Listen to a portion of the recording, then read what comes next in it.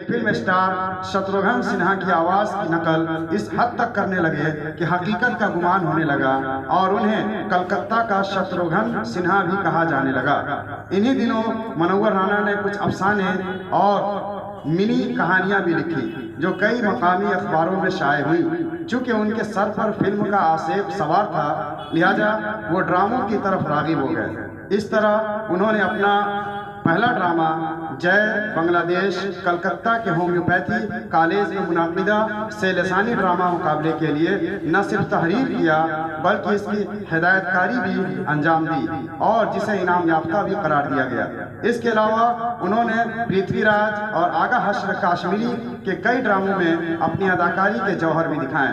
بالخصوص سجن کمار کی زیر ہدایت آغا حشر کاشمیری کا ڈرامہ آنکھ کا نشہ میں بینی پرساد کے مرکزی کردار میں ان کی اداکاری اتنی پسند کی گئی کہ اس ڈرامہ کے کئی کامیاب شوز منعقد کیے گئے۔ بالآخر انہوں نے فلم اداکار، ہدایت کار اور پروڈیوسر جوگندر کی ایک فلم گیتا اور قرآن کے لیے کہانی لکھ کر ہی دم لیا، جس کا ٹائٹل اندراج بھی ہوا تھا، لیکن کسی وجہ سے یہ فلم نہ بن سکی۔ اس ناکامی کا یہ نتیجہ ہوا کہ ان کے سر سے فلم کا آسے بھی اتر گیا اور وہ مغربی بنگال کی تاریخ شاعری کی زندہ روایات کا مستحکم عزم لے کر میدان شاعری میں آ گئے اور اس فن میں غزل کو انہوں نے اپنا وسیلہ اظہار بنایا۔ گلستان شاعری میں سید منور علی نے خود کو قلبی واردات، احساسات اور جذبات کی چنگاری سے منور علی آتش بن کر متعارف کرایا۔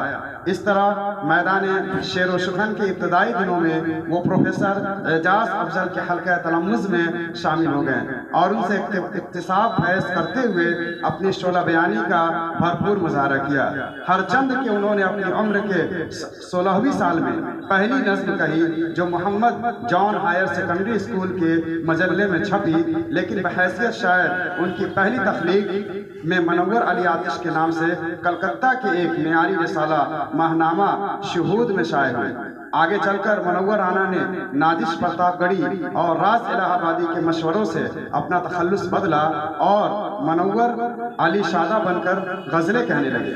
بعد ازاں انہوں نے جب والی آسی سے شرف تلمذ حاصل کیا تو ان کے مشورے سے ایک مرتبہ پھر اپنا تخلص بدلا اور منور رانا بن گئے۔ اس طرح سید منور علی کو منور علی آتش سے منور علی شادہ اور پھر منور رانا بننے تک پورے 9 سال کا عرصہ لگ گیا۔